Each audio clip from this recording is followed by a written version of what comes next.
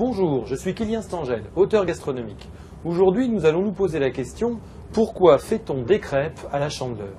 La Chandeleur, c'est avant tout une fête romaine, qu'on appelait les Lupercales.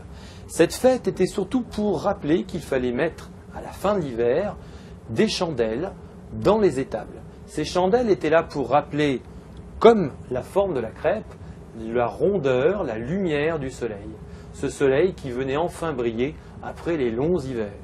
Cette crêpe, en forme d'auréole, était là pour rappeler la lumière du Christ, autant que la lumière des chandelles. Cette lumière du Christ qui était venue dans l'espoir de finaliser l'hiver et d'amener un renouveau de l'été afin que cet été soit abondant. Cette crêpe, en termes d'abondance, avait aussi d'autres coutumes. Souvent, on la lançait en l'air. Le temps qu'elle retombe dans la poêle, il fallait arriver à compter un certain nombre d'étoiles. En fonction du nombre d'étoiles comptées, vous saviez combien d'écus ou combien de louis d'or vous alliez récupérer dans l'année. Louis d'or, ce fameux louis d'or, on en conservait un, on relançait une seconde crêpe, on essayait de la faire poser sur le haut de l'armoire avec ce louis d'or dans la main. Si la crêpe restait toute l'année sur le haut de l'armoire sans être mangée par un rat, naturellement, ça voulait dire qu'à la fin de l'année, vous auriez gagné cette fortune. Cette crêpe, en dehors de toute son histoire antique, a surtout une grande histoire au 19 et 20e siècle. Au 20e siècle, les Bretons sont arrivés à Paris pour ouvrir de nombreux restaurants, nous faire connaître leurs crêpes au froment et les galettes au sarrasin.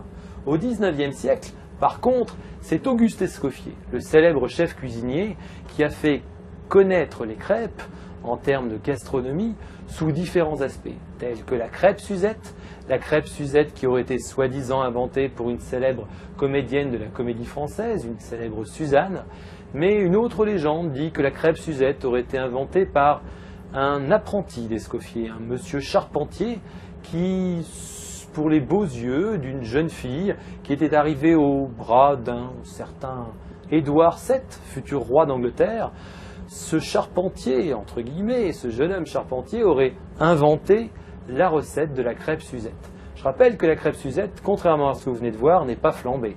Elle est simplement accompagnée d'un beurre pommade à base d'orange et de citron.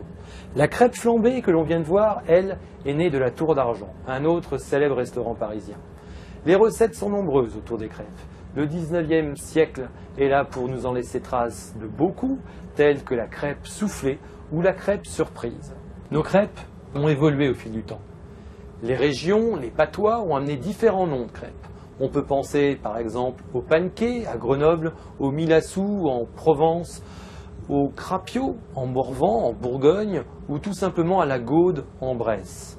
Ces différents noms de terroirs ont fait évoquer, grandir l'image de la crêpe, à tel point qu'au XXe siècle, la crêpe est encore sur les tables des repas français.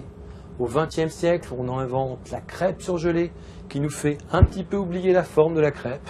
Et puis on invente ensuite, à la fin du XXe siècle, sous l'ère de la cuisine moléculaire, la fameuse crêpe gonflée et cuite à la glace carbonique. Le XXe siècle a eu beaucoup de définitions de la crêpe. Le XXIe siècle, il est pour vous.